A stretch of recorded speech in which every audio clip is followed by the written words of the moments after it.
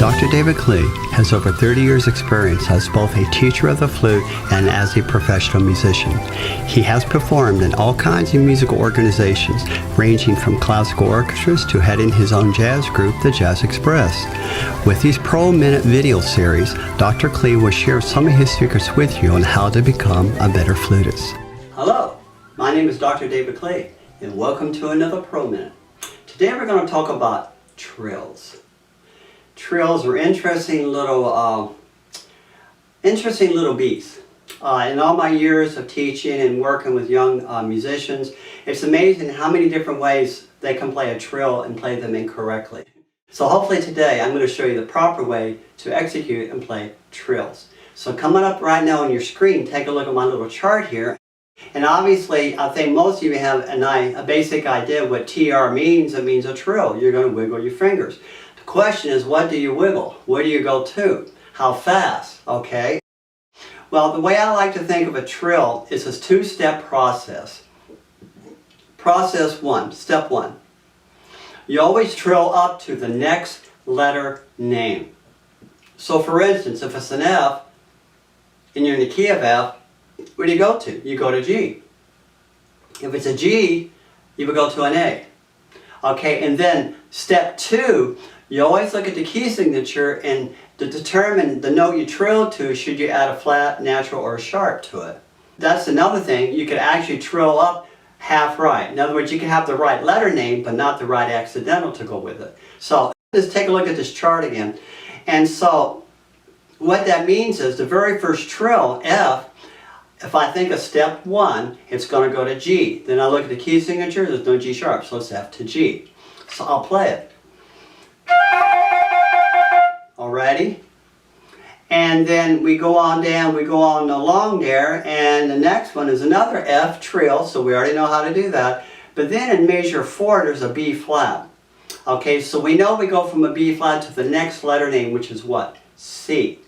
And then we look at the key signature. Are there C sharps or C flats? No. So it's just B flat to C natural. Alrighty? And then the last measure, we go back to an F. Okay? So, now the next question is how fast? I like to think what is something called measured.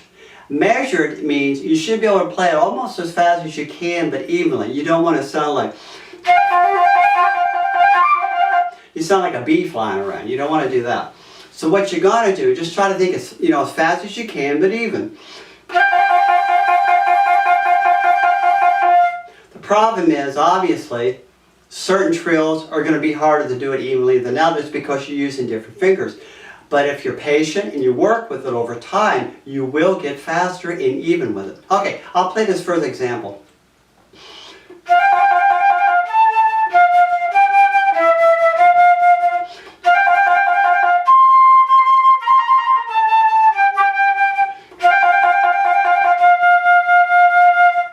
Alrighty, so that's basically how it goes. Now, there's another side to this that you might want to really try to incorporate into your trills.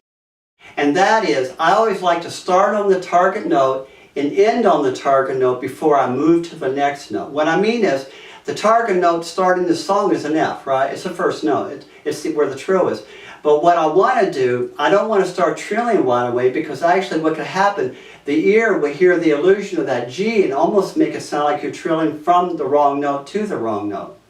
So what I like to do is a millisecond, I start on the F, just a millisecond long, then I immediately go trill, and then right before I go to the next note, I stop trilling. So if you listen to me, you can actually hear it. I did, didn't I?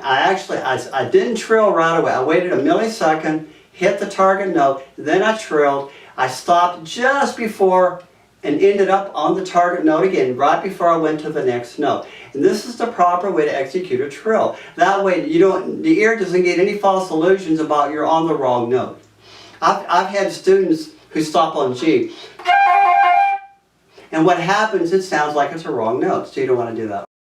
Let's go to now the second half of the chart, and you'll see in example 2, I have some examples, but there's something different here. This is where they have added accidentals. So let's look at our first note on example 2, which is the A natural. And the A natural, if you trill it, is going to go to what note? B natural.